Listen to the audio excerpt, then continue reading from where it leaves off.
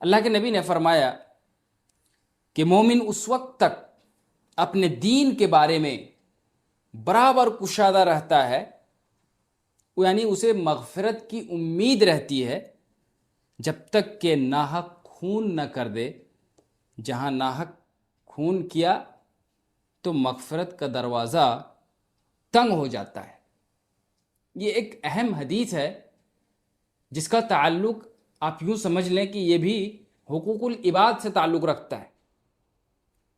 بندہ اپنے دین میں اللہ کی طرف سے دین میں عمل کرنے میں اس بندے کے لیے نرمی ہوتی ہے، آسانی ہوتی ہے، اللہ رب العالمین سے مغفرت کی امید ہوتی ہے، توبہ کا دروازہ کھلا ہوتا ہے، یہ ساری چیزیں ہوتی ہیں۔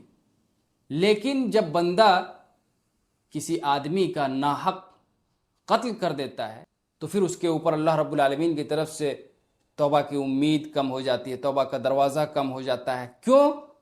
کیونکہ یہ اللہ رب العالمین سے تعلق رکھنے والی چیز نہیں ہے، یہ ایک بندے کا حق ہے۔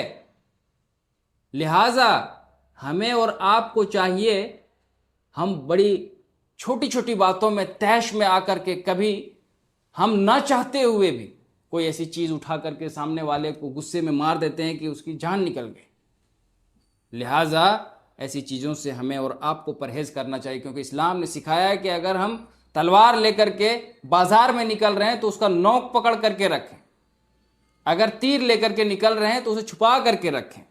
یہ سب تعلیمات اسی وجہ سے دیا گیا ہے کہ کہیں ہم غلطی سے کسی کا جان نہ لے لیں۔